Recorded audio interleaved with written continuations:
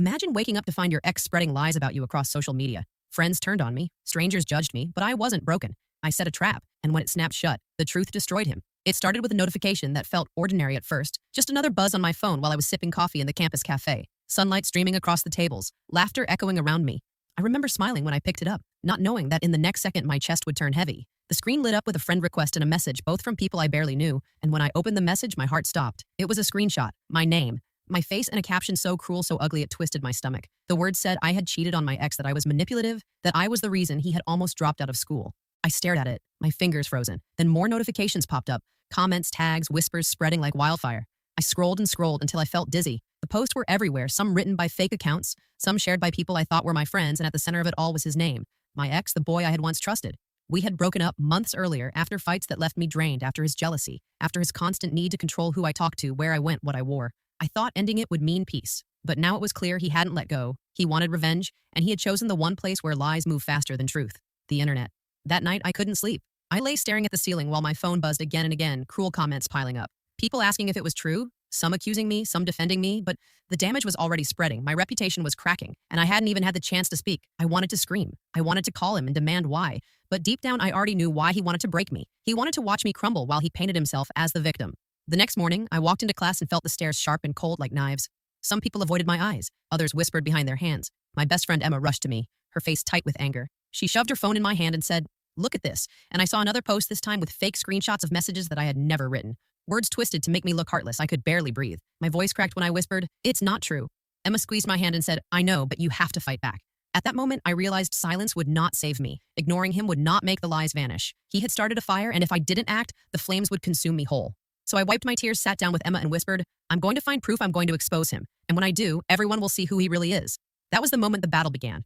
What would you do if your ex started spreading rumors about you? The lies grew louder each day, and soon it felt like I was walking through a storm with no umbrella. Every hallway, every classroom, every scroll through my phone carried whispers and stares and comments that burned into my skin. At first, I told myself people would see through it, that my friends would know better, that truth would shine. But the truth is, people like drama more than honesty. The uglier the rumor, the faster it spreads, and his lies were spreading, like spilled ink across paper, soaking into everything. I noticed at first when 2 girls from my study group stopped replying to messages, then when a guy I had known since freshman year walked past me in the cafeteria without a word, as if I had turned invisible, except invisible would have hurt less. This was worse. It was deliberate, like I had been branded untouchable. I tried to keep my head high, but inside I felt myself shrinking every time my phone buzzed. I braced myself for more poison, another cruel meme, another fake screenshot, another stranger telling me I deserved pain.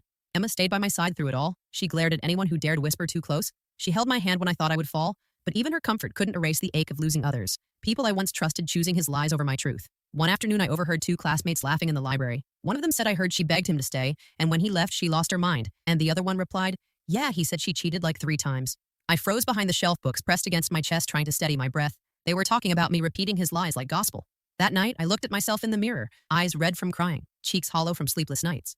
I whispered to my reflection, maybe they'll always believe him. Maybe this is who I'll be now. The girl with a ruined name? But deep down, another voice whispered back, "No, you know the truth and you have to prove it." I started thinking about all the ways I could fight back, but the fear always crept in. What if I failed? What if people laughed at me again? What if standing up only made me look desperate? My mind spun in circles until I felt dizzy. The lowest point came when a professor called me after class, his face serious. He said, "I don't know what's happening between you and your ex, but I hope you're taking care of yourself." It was kind, but it crushed me because it meant even the teachers had heard it. Even the walls of the school carried his lies. That night, I lay awake staring at the glow of my phone screen, messages blurring in my vision, and I realized I couldn't just wait for karma to work. I had to make it happen. I had to show them proof, undeniable proof. And in that moment, isolation turned into resolve. I would fight back even if I had to do it alone. Do you think social media makes lies more dangerous? The morning after that sleepless night, I sat with Emma in the cafe, notebook open, coffee. Untouched, the air buzzing with chatter around us, while I whispered, "I need proof. Not just words, but evidence that he's lying." Emma leaned in, her eyes fierce, and said, "Then we start digging." We began with the fake screenshots he had posted, the ones where I supposedly confessed to cheating. I stared at them until my head ached, and then something clicked. The font looked slightly off, too bold, too sharp. Not like the real chat app I used. I pulled out my phone, opened old conversations, and compared them side by side. The difference was subtle but real. Emma grinned. "That's Photoshop?" she said, her voice almost triumphant, and it felt like the first crack in his armor. Next, we scrolled through the accounts spreading his lies. Most of them looked fake. No profile pictures, no real posts, just brand new pages sharing the same screenshots over and over. I clicked on one and noticed it had been created only a week before. Right around when the smear campaign started, another pattern, another clue. For the first time in weeks, I felt hope flicker inside me, small but alive. Later that night, I remembered something he had once bragged about back when we were still together, how he used to make burner accounts to stalk people or to troll in online games. I used to roll my eyes at it, thinking it was childish. Now I realized it was evidence of habit. I pulled up my laptop, began searching usernames linked to the posts. Some of them had similar endings, like random numbers repeated. Others followed the same pages he used to follow. I scribbled notes furiously, page after page of connections, forming a messy map of his deception. Emma watched me and whispered, "You're onto something? Keep going." Still, doubt crept in. What if no one believes, even with proof? What if they say I faked it, but I pushed it aside, focusing on details like breadcrumbs leading me forward? Then came the breakthrough. One account accidentally liked a picture of him, his real picture, with his real username, and then unliked it a minute later, but not fast enough. I'd already taken a screenshot. My heart pounded. I showed Emma and she gasped. "This is it," he slipped up. For the first time I smiled, really smiled, because I knew he wasn't untouchable. He wasn't careful enough, and now I had a trail to follow. That night, I gathered everything, screenshots, notes, timestamps. I organized them into folders, labeling each one like pieces of a puzzle. And as the pile grew, so did my resolve. I wasn't powerless anymore. I wasn't just a victim. I was building my case piece by piece. And somewhere deep inside, I imagined his face when the world saw the truth, the smirk wiped away, replaced with shock and maybe fear. The thought gave me strength. I needed to keep going because this was only the beginning. Have you ever been blamed for something you didn't do?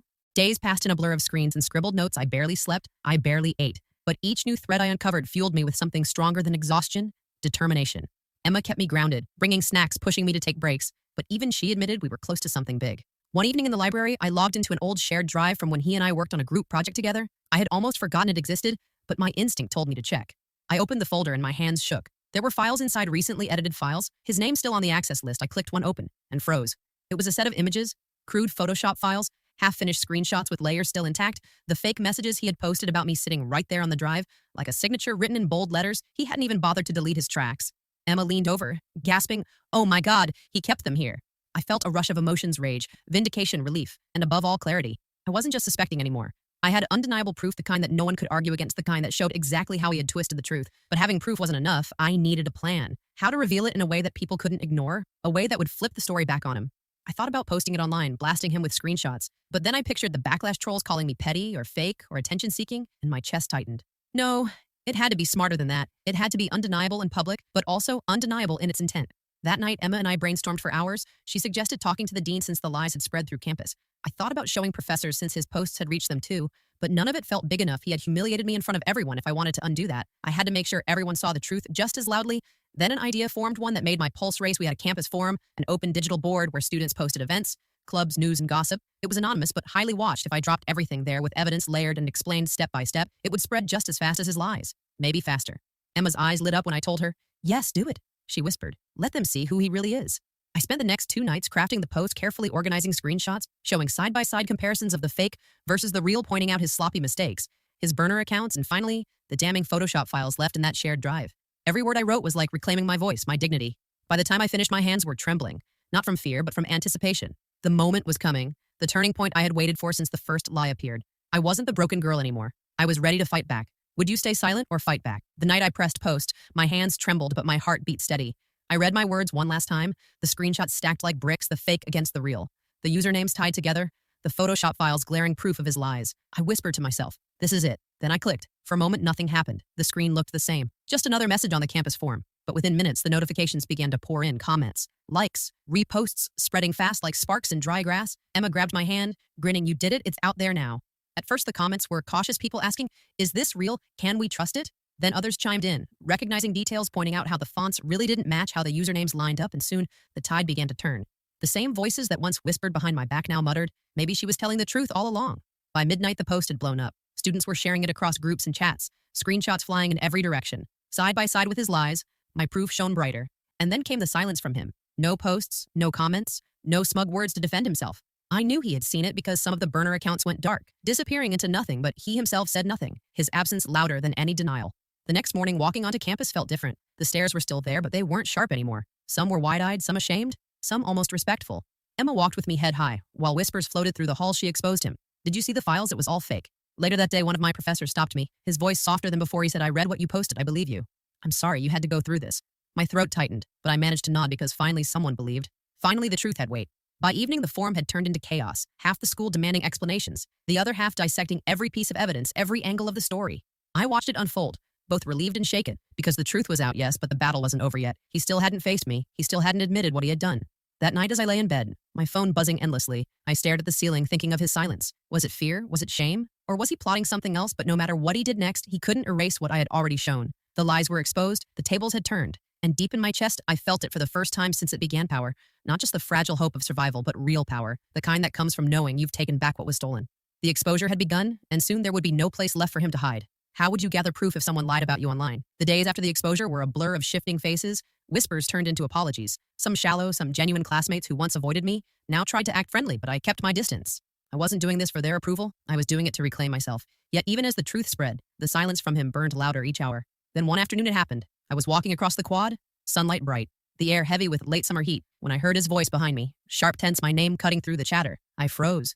My heart quickened. Emma squeezed my arm, but I turned slowly because I had been waiting for this moment. He stood there, not smirking, not confident but pale, his jaw tight, his eyes restless, darting as students nearby slowed to watch the scene unfold, his voice low but strained. You think you're clever? Don't you posting lies about me to save your image? I almost laughed because his words sounded weak, hollow, compared to the evidence everyone had already seen. I said quietly, no, I didn't post lies. I posted the truth. The proof is out there. You can't run from it anymore. His fists clenched. His voice rose. You don't know what you've started? People are turning on me. They think I'm a monster. My chest tightened, but I didn't flinch. I looked at him straight and said, maybe they think that because of what you did, because you tried to ruin me and now everyone sees it. The crowd grew thicker, whispers buzzing around us. He glanced at them, then back at me, his mask-cracking anger flashing across his face for a moment, then fear. I saw it, the truth pressing down on him heavy like chains. Emma stepped forward, her voice steady. Leave her alone. Everyone knows what you did. He glared at her but said nothing because he knew she was right. I could have screamed. I could have demanded an apology, but instead, I simply said, you wanted to break me, but all you did was show who you really are. And with that, I turned and walked away, my legs trembling but my head high behind me. I heard the murmur, students repeating my words, the confrontation etched into their minds. That night, my phone lit up again, but this time it was different. Messages of support poured in, people writing, I'm sorry for believing him. Others thanking me for standing up to lies, some even admitting they had been fooled and felt ashamed. But I didn't feel victory, not yet, because the confrontation wasn't just about me and him. It was about something bigger, about how easily lies spread and how hard the truth has to fight to be heard. Still, as I lay down that night, I felt a strange calm because I had faced him and I had not broken. And I knew the story wasn't over yet. The real consequences were still waiting for him. Do you think truth always comes out in the end? The days after our confrontation felt like watching a storm crash over him. The whispers that once circled around me now followed him instead. Wherever he walked, heads turned, voices hissed his name, carried not with admiration but with disgust. I saw it first in class when he slid into a seat near the back, his usual cocky grin gone. Students around him shifted away, not subtle anymore but deliberate. One girl even moved to another row. His shoulders stiffened, but he said nothing. On the forum threads about him, multiplied screenshots of my post still pinned at the top, people dissecting every detail, pointing out how sloppy his fakes had been. Some mocked him, some cursed him, others just shook their heads in disbelief. The tide had turned fully now. The same wave he once used to drown me was swallowing him whole. Even his friends began to vanish. The guys who once laughed with him at the cafeteria now avoided his table. I passed once and saw him sitting alone, hunched over his phone, eyes dark, his food untouched. The biggest blow came when word spread that the dean had called him in for a meeting. Rumors said professors had complained about the disruption his lies had caused. Some even talked about possible disciplinary action. I didn't know what was true yet, but the fact that he was summoned at all sent a ripple across campus. Emma and I walked together that day. She whispered, "Karma's fast, isn't it?" And I nodded, though a part of me still felt the ache of everything I had endured. No punishment for him could erase those nights I cried alone, or the friendships I lost, but seeing the truth finally shine gave me strength. One evening, I opened my messages and found dozens of apologies. Some long, some short, people admitting they believed him, people begging me not to hate them. I read them all quietly. Some I forgave, some I ignored, because forgiveness wasn't something I owed, not after what I went through. And then came the message I didn't expect from his sister. She wrote, "I'm so sorry for what he did. I tried to talk him out of it, but he wouldn't listen. He thought he could control the story. I hope you're okay." My hands trembled as I read it because it proved even his own family knew who he was and what he had done. That night, I scrolled back through my post, the evidence, the screenshots, the files. Everything lined up perfectly like puzzle pieces locking into place. I thought of how far I had come from that first day when the lies felt like a cage. I thought of how I almost believed I would never escape, and yet here I was, stronger, freer. Still, I knew it wasn't finished yet. He hadn't spoken publicly. He hadn't admitted his lies. He was cornered but silent, and silence can be dangerous. I braced myself because sometimes people lash out when their mask breaks, but no matter what came next, I was no longer afraid the fallout had begun, and it was his turn to carry the weight. Would you confront your ex publicly or privately? Just when I thought the storm was settling, he tried one last desperate move, his final trick. It was late on a Thursday night. I was studying in my room, books scattered around, when Emma called, her voice sharp. "You need to check the form now." My stomach dropped. I opened my laptop, and there it was, a brand new thread with my name splashed across the title. His words filled the screen. He was claiming that I had framed him, that the files on the shared drive weren't his, but mine, that I had planted them to make him look guilty. The arrogance of it made me laugh bitterly, but the fear still crept in because I knew lies spread fast, and some people love to believe the most dramatic version of a story. Emma stormed into my room minutes later, furious. "He's pathetic," she said, pacing, but I sat quietly staring at the screen, thinking carefully he wasn't just lashing out. He was trying to twist the narrative one more time, hoping people would doubt me again even for a second. But this time I was ready. I opened my folders, pulled up metadata, the digital fingerprints on those files, the timestamps showing his username logged in when edits were made, the proof so sharp it cut through every doubt I had kept it safe, knowing he might try something desperate, and now here it was, my shield. I drafted a new post. Calm, measured, no anger. Just facts, side by side, screenshots of the metadata, his name, his account, his timestamps. There was no denying it. Emma leaned over my shoulder, whispering, "This will end him." I pressed post. The replies came faster than before. People were tired of his games. They tore his claims apart, mocking him, pointing out how foolish he was for doubling down instead of apologizing. Within an hour, the thread turned against him entirely. His last trick had backfired harder than he could have imagined. The next morning on campus, he looked worse than ever. Eyes hollow, hair unkempt, his steps heavy. I passed him in the hallway. Our eyes met for a second, and I saw it clearly: defeat. Not anger, not even shame, but emptiness. Like he finally realized the game was over. And for the first time since this nightmare began, I felt no fear, no rage, only a deep, quiet strength, because I had won not by screaming louder, not by sinking to his level, but by holding on to the truth and letting it shine until his lies crumbled. Emma smiled at me as we walked to class. "It's over," she said softly. I nodded. Maybe not fully, but almost, because he had no tricks left. No more masks, no more stories to spin, just the truth staring him down. And soon the final reckoning would come. Have you ever seen karma catch up with someone? The email arrived on a Monday morning subject line: urgent meeting, student conduct office. My chest tightened as I read it twice. It wasn't just him, they had called me too. Emma walked with me to the building, her hand brushing mine, steadying me. The air felt thick, every step echoing in my ears when we entered the small office. He was already there, slouched in the chair, his eyes red, his face pale, no mask left. The dean sat across from us, papers spread neatly, his voice calm but heavy. He said, "We've reviewed the situation, the posts, the evidence, the responses from students and faculty." I swallowed hard, waiting, my pulse pounding in my throat. He turned to me. "First, you've endured a great deal. I want to say that we recognize your courage in bringing everything forward." Then he shifted his gaze to him and his tone sharpened. "But you, on the other hand, have violated our code of conduct. Harassment, falsification, and defamation. These are serious offenses." His jaw tightened, but he said nothing. He just stared at the floor, fingers twisting nervously. The dean continued. "The disciplinary board will decide your final standing, but as of today, you are suspended pending review. You are barred from classes and campus events effective immediately." The words landed like thunder. I watched his shoulders slump further, his eyes flickering with something between anger and despair. He muttered, "This isn't fair." But the dean cut him off. "What wasn't fair was what you did." For a moment, silence filled the room, heavy and absolute. Then the dean dismissed us. I stood and walked out. Emma, close behind my legs, felt weak, but my chest lighter than it had in months. Outside the building, students lingered, whispers already buzzing, news spread faster than lightning. And by afternoon, everyone knew he had been suspended. Threads lit up across the forum. Classmates posting, "Finally, justice, karma caught up with him." That evening, I sat in my room staring at the sunset outside my window. The sky painted in gold and crimson for the first time. I felt peace, the kind that wasn't fragile or fleeting, but solid. I thought about the girl I had been when this started trembling, broken, alone, and I realized I wasn't her anymore. I had become stronger, sharper, braver.